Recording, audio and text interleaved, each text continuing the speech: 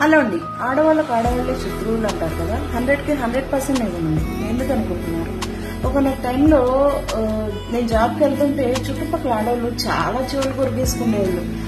పొద్దున్న వెళ్తుంది, సాయంత్రం వస్తుంది, హ్యాండ్ బ్యాగ్ ఒకటి వేసుకుని వెళ్ళిపోద్ది, ఇష్టరాజ్యం అయిపోయింది అని చెప్పి.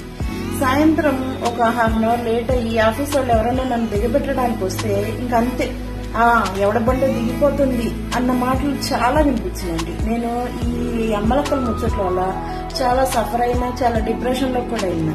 కానీ నా జాబ్ మారలా. సేమ్ నేను జాబ్ చేస్తానే ఉన్నా అకౌంట్స్ డిపార్ట్మెంట్ లో. కానీ వాళ్ళు చూసే విధానం మారిపోయింది, చాలా పాజిటివిటీ వచ్చేసింది.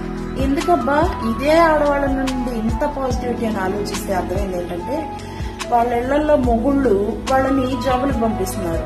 ఇంట్లో మెయింటెనెన్స్ కుదరక, పిల్లలు పెద్దగయ్యారు, సో స్కూల్ ఫీజులకి హెల్ప్ అవుతుందని చెప్పి వాళ్ళని పంపిస్తున్నారు. సో వీళ్ళు వెళ్తున్నారు కాబట్టి వీళ్ళ చూసే విధానం మారిపోయింది. ఎందుకండి అంటే మీ వరకు వస్తే ఒకటి, వేరే ఆడవాళ్ళైతే ఒకటి. ఆడవాళ్ళకి ఆడవాళ్లే ఇలాగా నెగిటివ్ గా మాట్లాడుకుంటే మగవాళ్ళు ఏం రెస్పెక్ట్ ఇస్తారని చెప్పి మనం ఏం ఎక్స్పెక్ట్ చేస్తాం? దయచేసి అట్లాగా ఆలోచించకండి.